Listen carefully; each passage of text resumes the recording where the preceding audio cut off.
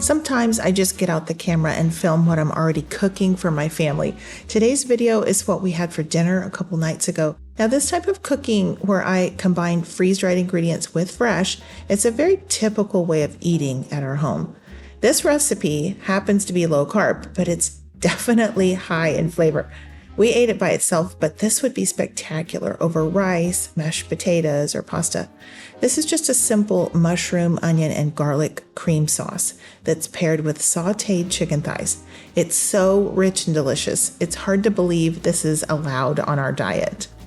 Hey y'all, my name is Kareth. I love to create recipes using freeze-dried and shelf-stable ingredients. I even wrote a couple of cookbooks for meals and mixes in jars. Sometimes I incorporate fresh ingredients along with the freeze-dried ones. Hopefully my videos will be helpful to you as you use the items from your pantry and your food storage. Thanks for stopping by. I'm really glad you're here. Welcome to the Freeze-Dried Foodie. Well, Happy New Year, everyone. Thanks for joining me again in 2026. Okay, tonight's meal is just so yummy and really easy. My husband had gotten these bone-in, skin-on chicken thighs on sale, and there are 4 of them. We had 4 people to feed. You could always cut this meal in half if you need to. So what I did was I put out everything on the stove that I thought I would need for the meal. I did forget a couple things, but I'll mention them in a minute. I've got a large skillet with a couple tablespoons of butter. And I went ahead and turned on my heat to about a medium high. I did drizzle in just a smidge of olive oil to help raise the scorch temperature of that fat. And then I put in the chicken thighs skin down. I had seasoned both sides. You can just season it however you like it. I think I did Goya adobo and then some chicken seasoning that I had gotten online. All right, so you just want to get some color on these, and I sauteed for about 4 or 5 minutes on each side.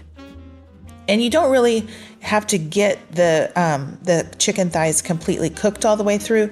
They will continue to cook in the sauce. You just want to get some color on them and some caramelization on the outside. And then with all that yummy chicken juice and the oil and the butter that's still in the skillet, we're going to add our freeze-dried ingredients. Now, I wanted to make a mushroom sauce. Y'all know me, I love mushrooms. And so along with those freeze-dried mushrooms, I've got some chopped onions and some garlic. And that's all there is as far as the freeze-dried ingredients in this recipe for today. So what I did was I gave it a quick stir. You need to be quick with the liquid here, because everything will burn pretty quickly if you don't have it ready. So make sure you have your liquid ready. I started with about a half a cup of white wine. If you don't use wine in your cooking, that's fine. You can just use chicken broth, all chicken broth here. If you want just a little bit of acidity that the wine brings, you can add just a splash of lemon juice or a little bit of white vinegar. I went ahead and added a sprinkling of red pepper flakes. I thought that would be really good in here. Just a bit of background spice. It's not too much heat. It's not too spicy. All right, now as you can tell, that didn't take long at all. Less than a minute probably for the wine to be completely absorbed and then to cook off. So now I'm going to add about a cup or so of some chicken broth. And I had just heated up some water and put chicken bouillon powder in there. That is what I used.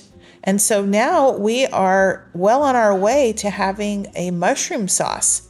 I do love the fact that the freeze-dried mushrooms don't go bad on me. I just love using those. I never buy fresh mushrooms anymore. I only use freeze-dried. These are the ones from freeze-dry wholesalers. I think they were the Baby Bellas or the Creminis maybe.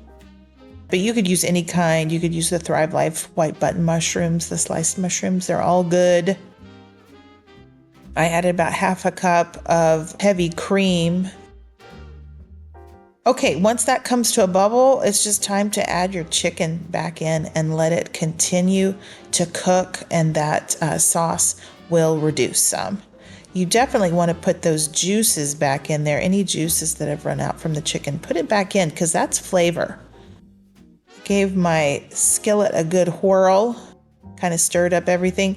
I had forgotten to put in some herbs, and I have these grown out back. I just got some rosemary and thyme, but you could use whatever herbs you like, and you could use freeze-dried or just regular dried herbs, or fresh like I have here. I live in South Texas, so my herbs are still growing just fine out back. It's the beginning of January, and yeah, I still am growing herbs. I put in just a pinch of rosemary and thyme and got it there in the sauce, and it's just going to flavor that sauce. It's going to be really delicious. You need to simmer that until the chicken thighs are cooked all the way through. For me, that was somewhere between 10 and 12 minutes, I think. I just let that simmer. I turned down my heat, left it at probably at about a 3.5 out of 10, something like that. Chicken is done, according to the internet at least, when it reaches 165 degrees Fahrenheit. So I typically like to cook mine into the 170s, like just to make sure.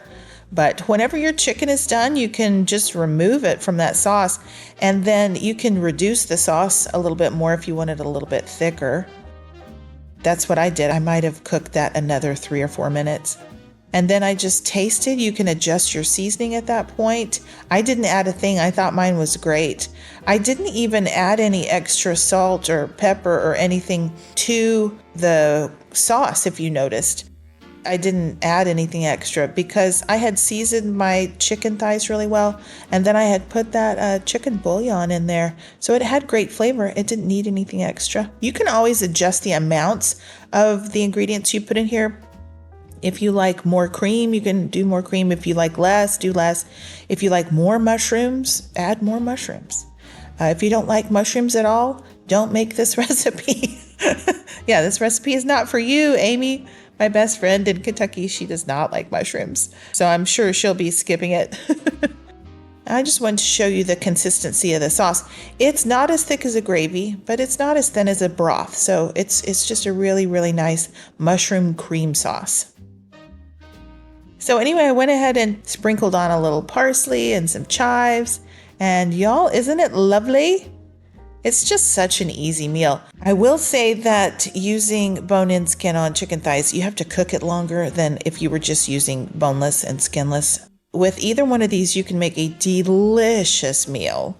And it's not going to take you more than, 25 minutes or so altogether. And it's pretty affordable. Now, if you would like to, you could definitely substitute freeze-dried chicken in here. You could just throw it in with the mushrooms when you're making that mushroom sauce and let it refresh the whole time with the mushrooms. And it will probably take about the same amount of time. You'll probably need about, 10 or 12 minutes of a simmer for it to completely be refreshed and be nice and tender. But yeah, that would work as well. So let me tell you about the flavor. The mushrooms themselves are wonderful. And like I mentioned, these are the ones from freeze-dry wholesalers. If you're a fan of mushrooms, I think you'll really like those. The Thrivalist mushrooms are amazing as well. The mushrooms are really meaty and they're fantastic in that cream sauce. The sauce is amazing. It's low carb, which is what I was going for.